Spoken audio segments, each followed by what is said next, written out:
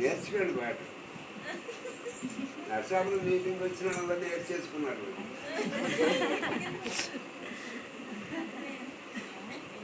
బుల్లోడు బుల్లోడు దండువారు, బుల్లోడు బుల్లోడు దండువారు బుల్లోడు, మొనగాడు మొనగాడు మొనగాడు దండులో దండులో అందరికంటే మొనగాడు. అంటే వాళ్ళ ఇంటి పేరు దండు, వాళ్ళ ఇంటి పేరు దండప్ప. గ్రామం చెరువు పక్కన ఉంది చిన్న ఊరు నేలపోవడానికి. పశ్చిమ గోదావరి జిల్లాలో కాంగ్రెస్ అయినప్పుడు కాంగ్రెస్ పార్టీని ఆయనే స్థాపించారు.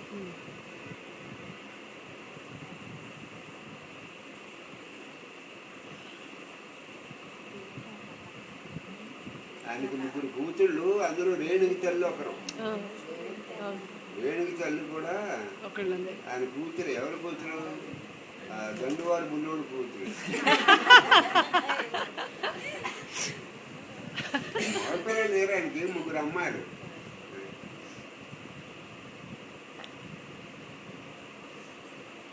ఒక అమ్మాయి ఈవిడి కోరుకొల్లు, ఒక అమ్మాయిది కోరుకొల్లు.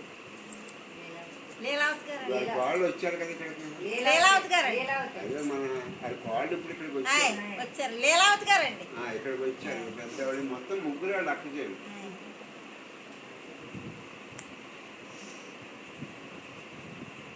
ఆయన మామూలుగా 48 దాకా బతుకుంటే మంత్రి అయిపోతారమ్మ. ఆయన అన్నాడు బతుకుంటే అన్నాడు పెరమనంటగా మంత్రి. ఆయన 44లో చచ్చిపోయారు. తల్లి జైల్లో చచ్చిపోయారు.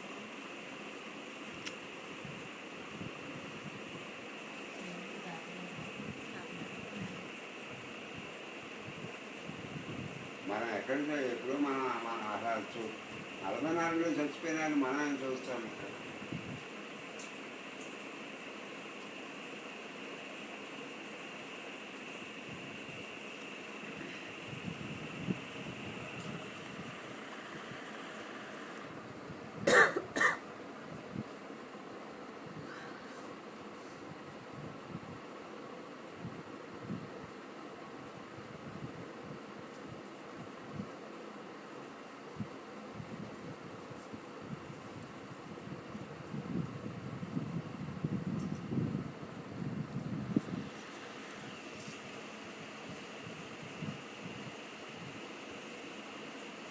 రామకృష్ణపురం వివేకానంద అలాగే పిలిచేవాడు.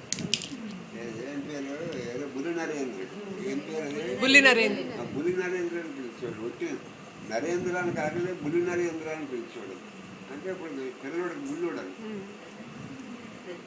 ఆయన పరమహంస గారు ఎలా పిలిచేవాడు.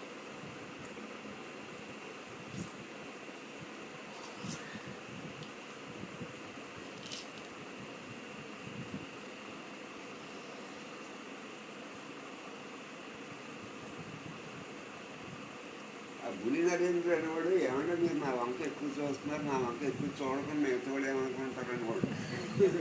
ఎవరో గారు రామకృష్ణుడు ఎక్కువ వాడి ముఖంలోకి చూసేవాడు. ఎవడు ముఖంలోకి? బుల్లి నరేంద్ర ముఖంలోకి. కానీ అస్తమానం మీరు నా వంక చూస్తాను మిగతా వాళ్ళు ఏమన్నా అనుకుంటారు. మళ్ళీ ఎవడని అనుకుంటే నాకెందుకు, నేను చూడటం మా అన్నాడు. ఆయన ఎదటోళ్ళు కూడా ఆయనకి అక్కర్లేదమ్మా. ఎవరికి? రామకృష్ణుడు 10 పెంచోడు అనుకున్నారు ఎప్పుడు. అటువంటి పట్టి ఎదటోళ్ళు కూడా ఆయనకు అక్కర్లేదు. పెంచోడు అనుకున్నాను, ఆయన గురించి పెంచోడు అనుకున్నాను. ఏంటి ఇంకా ఏం లేదు కదా ఆయనకు. పోయేది లేదు, వచ్చేది లేదు. మనం పెంచోడు అనుకోవడంలో ఆయనకు వచ్చే నష్టం లేదు. లేదా జ్ఞానం అనుకోవడం వల్ల వచ్చే లాభం లేదు. ఆయన పెంచోడు అనుకుని ఆయన ఎప్పుడు పట్టించుకోలేదు. ఆయనకి నష్టం ఏంటి? ఆయనకి లాభ నష్టాలతో సంబంధం లేదు. ఆయన మంచోడు అనుకున్నా ఆయనకు వచ్చి లాభం లేదు, చెడ్డోడు అనుకున్నా నష్టం లేదు. ఆయనకి లాభ నష్టాలు ఏంటి? అబవ్ వరలు కదా లాభ నష్టాలు ఏంటి? వాళ్ళు వీళ్ళు ఏమైనా అనుకుంటారని నా వంక అస్తమానం చూడకుండా అన్నాడు ఓ రోజు. ఎవడు అనుకుంటున్నారో నేను ఎందుకు మాంసాన్ని చూడటం అన్నాడు. నాకు చూడాలని చూస్తున్నాను, ఎవడు అనుకుంటారో నేను ఎందుకు మాంసాను. ఏదైనా అనుకుంటారంటే మనం అనుకుంటే అనుకోని ఆయనకేంటి? వాళ్ళకి ప్రపంచంతో సంబంధం లేని మనుషులు. మనం మంచిగా అనుకున్నా వాళ్ళకి అక్కర్లేదండి అసలు. అదే వాళ్ళు మంచి వాళ్ళు కాదనుకున్నా అక్కర్లేదు. ప్రపంచంతో సంబంధం లేదండి.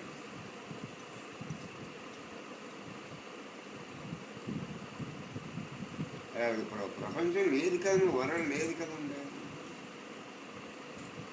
వాళ్ళకి వరల్డ్ లేదండి అసలు వాళ్ళకి.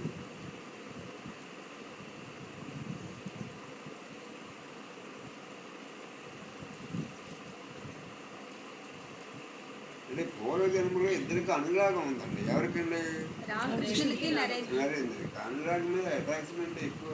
ఏదో జ్ఞాపకాలు వచ్చేయండి. ఆడొక్కడితోటే కదా, ఇంకో 15 మంది జనం ఉన్నారన్నాడు. ఇంకో 15 మంది ఉన్నారు కదా, వాళ్ళందరితోటి వాడికి పూర్వజన్మలో ఏదో అనుబంధం ఉందో దాన్ని బట్టి అనుబడండి. Boys, dear boys, my dear boys. ఏంటది? Dear boys, boys, my dear boys. Boys, dear boys, my dear boys. 16 మంది. అందరిని అనుకోడు కదా, 16 మందిని కమ్మాయి అని అన్నాడు. మనం ఏం చూసి వెళ్ళిపోతున్నాం అనుకోండి, వెళ్ళిపోయింది అని కూడా ఇచ్చేది. కమ్మాయినా ఈ 16 మందిని కమ్మాయి అని అన్నాడు. అందరిని అనుకోడు కదా, వెళ్ళి వస్తామండి వెళ్ళిపోయింది అనుకోండి. ఈ 16 మంది మటుకి కమ్మాయి అని అన్నాడు. అంటే వాళ్ళు నేను చచ్చిపోయాక వీళ్ళు సమాజానికి ఉపయోగపడతారని ఏదో నమ్మకం ఉందన్నమాట. ఏదో అటాచ్మెంట్ వాళ్ళతో ఉంది.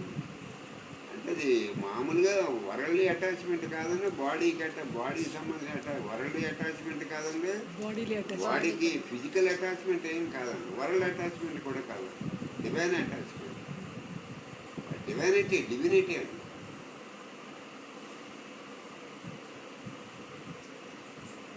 వాడినే సుహృత్ అంటారండి. సుహృత్ అంటే ఆ 16 మంది దగ్గర వీడు ఆశించింది ఏమి లేదండి. 16 మంది మీద వాళ్ళ మీద విపరీతంగా ప్రేమించేవాడు. వాళ్ళని సుహృత్ అంటారు. ఏమంటారు? అంటే ఎదుటి వాడి దగ్గర ఉపకారం ఆశించకుండా ప్రేమించేవాడిని వాళ్ళు సుహృత్ అంటారు.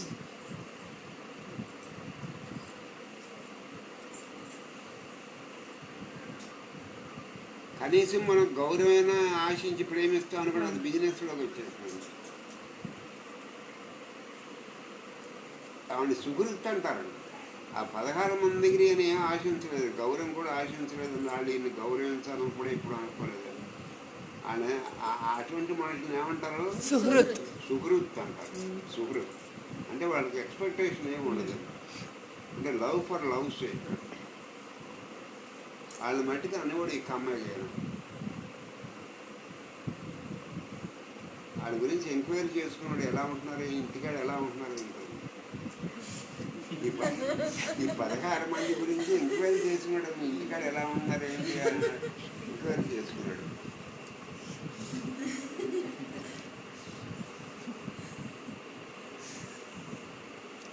వాళ్ళకి పెళ్లి సంబంధాలు వచ్చి చెడగొట్టేయడం చూసుకోండి.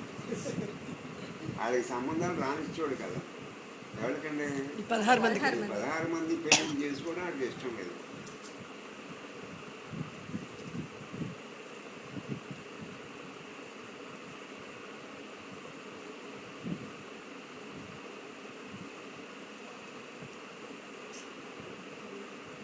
అందరి పెళ్ళిళ్ళు చెడగొట్టాడండి. ఈ 16 మందిని చెడగొట్టేవాడు పెళ్ళిళ్ళు.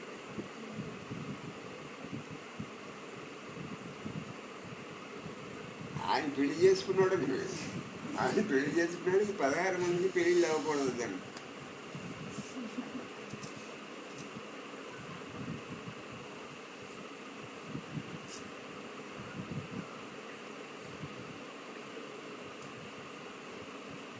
ఆఖరి రోజున అంటాడు, నేను సంపాదించినంతా నీకు ఇచ్చేసి నేను భేదవాడిని అయిపోయాను. కష్టపడిన ప్రయోజనం ఏంటి? నాకేం ప్రయోజనం లేదు. నేను చాలా కష్టపడ్డాను. నేను సంపాదన అంతా మీకు ఇచ్చేసి నేను బెగ్గర్నై చచ్చిపోతున్నాను. చాలా కష్టపడ్డాడు లేండి. సాధనకి గాడ్ను రియలైజ్ చేయడానికి చాలా కష్టపడ్డాడు. నేను చాలా కష్టపడ్డాను, సంపాదించినంతా మీకు ఇచ్చేసాను, ఇంకా నేను బెగ్గర్నై బయటికి పోతున్నాను, నాకేమీ లేకుండా అయిపోయింది చివరికి.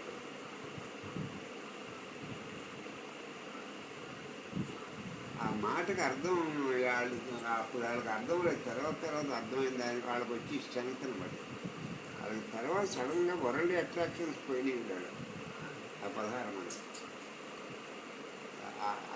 వాళ్ళకి ఓ స్పిరిచువల్ స్ట్రెంగ్త్ వచ్చేసింది వాళ్ళకి. ఎవరికి? 16 మందికి. రామకృష్ణ దగ్గర నుంచి వెళ్తే వెళ్ళిపోయింది. ఆ తర్వాత అది వరల్డ్ అట్రాక్షన్స్ ఏమి లేవు వాళ్ళు.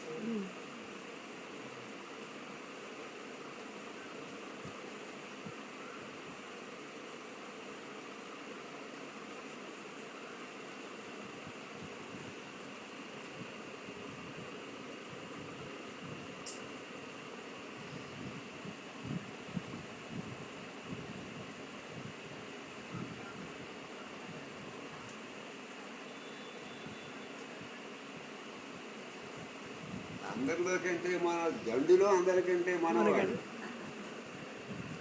దండు ఉంది కదా, దండు అంటే ఉప్పు సత్యాగ్రహం చేసేవాడు దండు. ఈయన ఇంటి పేరేంటి? దండు. అది సరిపోయింది కదా, ఎత్తి ప్రాసలు సరిపోయినాయి కదా. బుల్లోడు బుల్లోడు బుల్లోడు ఏంటది? బుల్లోడు. దండువారి బుల్లోడు. మనగాడు మనగాడు మనగాడు. దండులో అందరికంటే మనగాడు. దండు అంటే అక్కడ ఎవరు? గ్రూప్ దండి మరి ఇంటి పేరు. తర్వాత దండు ఎవరు? గ్రూప్ నాన్నగారు. సత్యాగ్రహం చేసే మోక ఆ సమూహం. ఆ సమూహం అందరూ కలిసి దండు అనమాట. మొదటి దండ ఇంటి పేరు. ఇంకో దండు ఎవరు? గ్రూప్ నాన్నగారు. ఉప్పు సత్యాగ్రహం చేస్తున్నారు కదా, వాళ్ళందరూ కలిసి దండు. వాళ్ళందరూ కలిసి దండు అనమాట. ముందు దండేరు, తర్వాత దండు వేరు.